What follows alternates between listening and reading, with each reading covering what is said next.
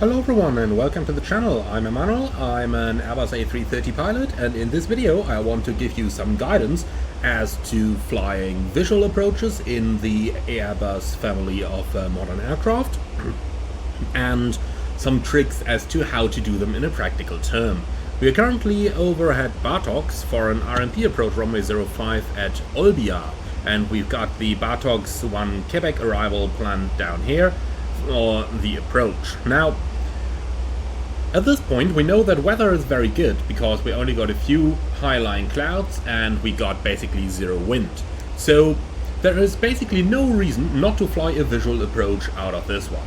Now, let's start though with a reason why we would fly visual approaches at first. Now, the main reason to fly a visual approach is because it would cut short on a long and protracted instrument arrival.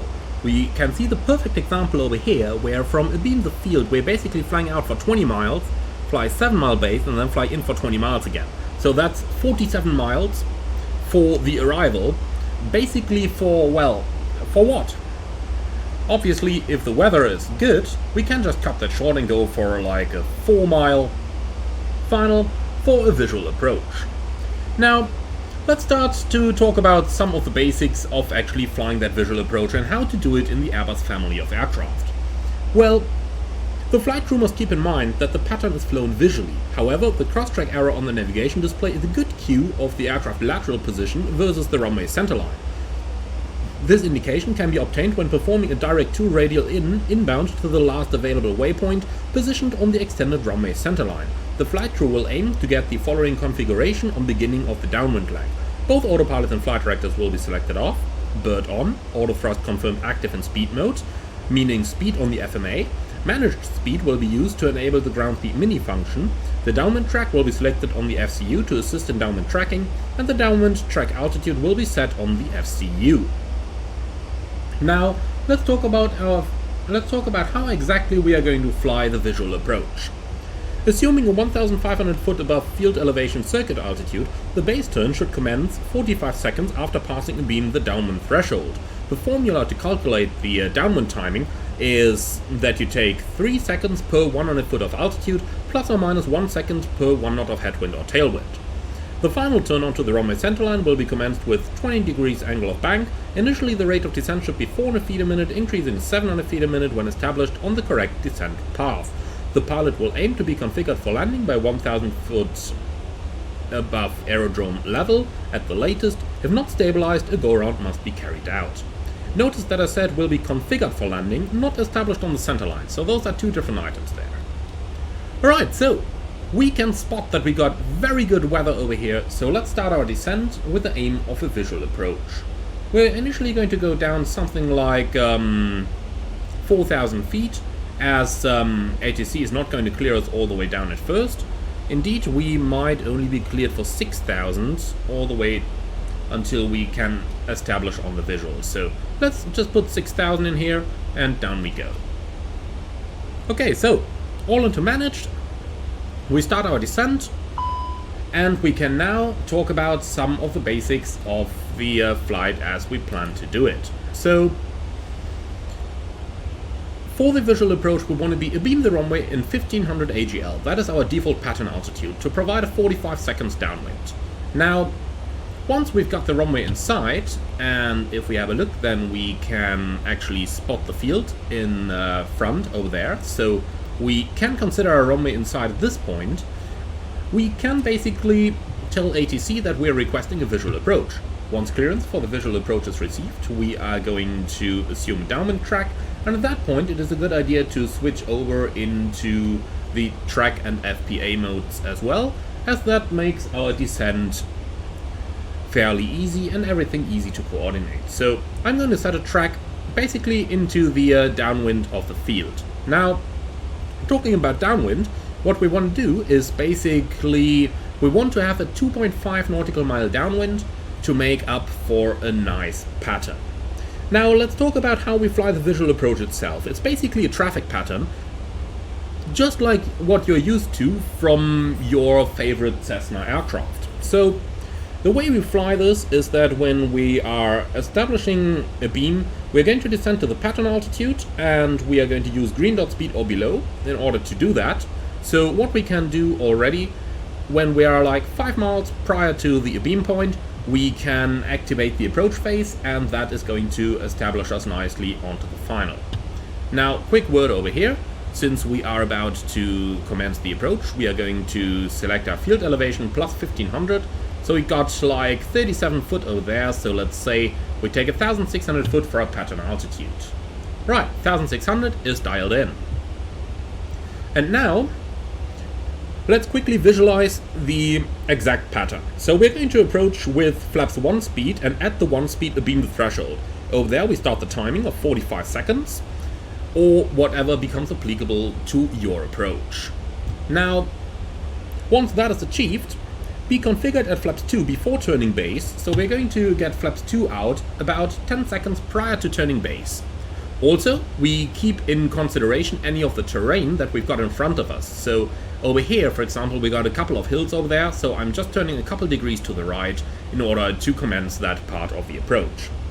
When we are turning into the base, we're going to go gear down, spoilers armed, and when turning final we'll go flaps 3, check VFE, then flaps full, and at 500 foot we need to be stabilized with the flaps full at the target speed. And that's about as easy as it gets. Now let's talk about a couple of cues that we can use in order to make our flight a little bit easier. So we all know that green VDEF dot that the Airbus offers us. So, hey, let's make use of it. We're just about getting rather low, so I'm going to activate the approach phase here. And now, by changing the nav display range, we are basically looking for the 2.5 mile downwind.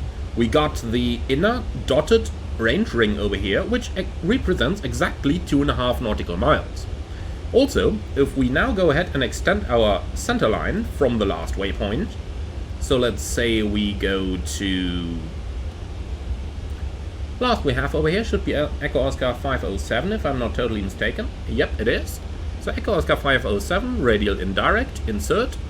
And now you can see that we're actually getting the beam position indicated on our ND as well. So we're at 2 miles right now, so we've got to turn a couple more miles further to the left in order to achieve the 2.5 mile downwind that we want. Now, the maneuver will be flown with visual references to the outside. So, for that reason, we do need to keep the runway inside. It is therefore advisable to circle on the side of the field where you can actually afford to do so. Let me just go flaps 1 over here because we're about to approach the beam position.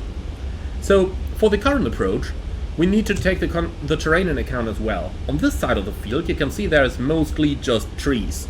On the other side of the field, though, there's the city. For that reason, I'm circling on this side of the field, even though I'm flying from the captain's seat, which is permissible though. The only requirement for the visual is that the flight crew keeps the runway inside at all times. That can be your first officer as well. Alright, so we're approaching the downwind position. Once we're exactly downwind, and we are going to achieve that simply by looking outside the plane, we can start with our configuration. So let's now go autopilot off, flight director off, and the bird is on already. So with that, we are basically fully set up for the maneuver we're about to fly. Okay, so look outside, and we can see our landing runway threshold pass by. Let's start the timing. Now we're looking for 45 seconds. And yes, keep an eye on the terrain as well. You can see it's rising rather rapidly in the front over there. So you might have to adjust to the maneuver as applicable, but should be fine like that as well. Otherwise there would be a warning on the approach charter. Okay, so at 35 seconds, 10 seconds before turning base, we're going to go flap 2. When turning base, we'll lower the landing gear, and when turning final, we'll go flaps 3.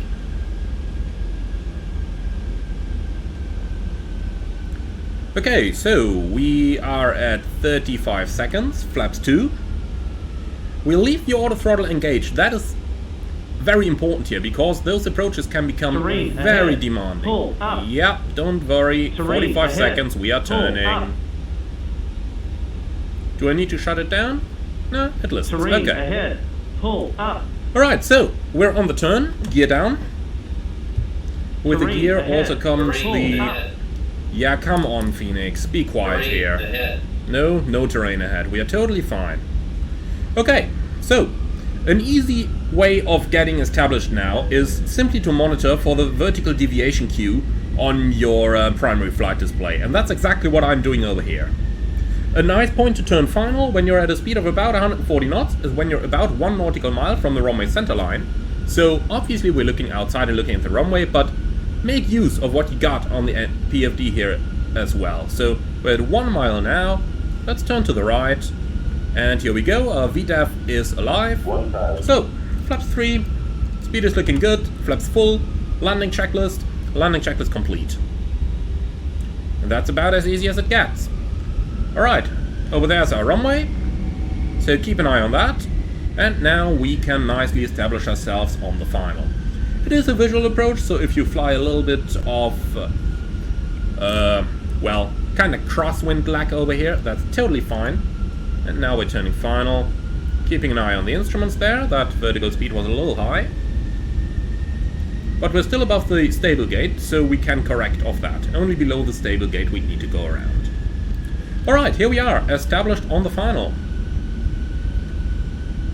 And now, obviously, we make primary use of the puppies, but you can use your indications on the instruments as well. So, both is acceptable. As you can see over here, things are working totally fine.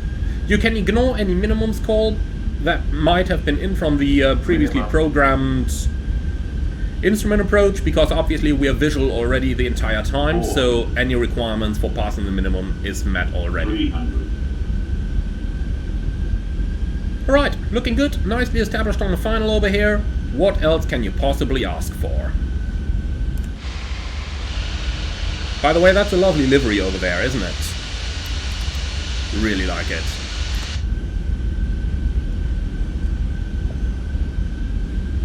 Alright, and here we are. 50, 40, 30, 20, retard. 5.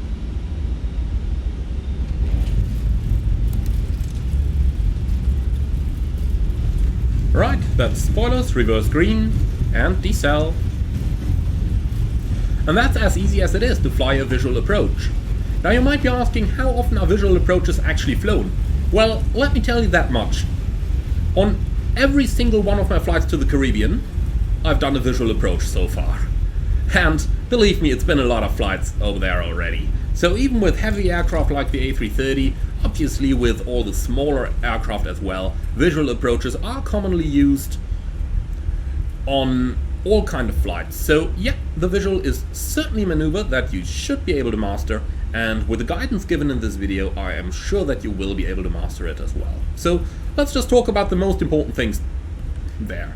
When ATC clears you for the visual approach, aim to be at the downwind point at 1500 AGL. You are then going to track outbound for 3 seconds per 100 foot above aerodrome level. So at 1500 feet, that makes 45 seconds. 10 seconds prior to turning inbound, you're going to go flaps 2. And when turning inbound, you're going to lower the landing gear. When turning final, you extend flaps 3. And when the speed is okay, you're going to extend flaps full. You need to have your airplane fully configured by the time you pass 1000 foot AGL in order to meet the stabilized approach criteria. And by 500 feet, you also need to be established on the final approach track, so on the runway centerline and on altitude.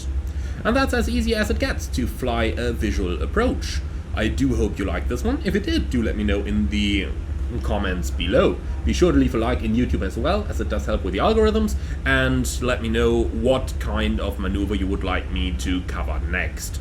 Thank you very much for your attention. I'm looking forward to see you all again on the next one, and if you really like what I'm doing, I would appreciate a small donation through the Buy Me Coffee link in the video description below. Until then, thank you very much, and see you all again on the next one.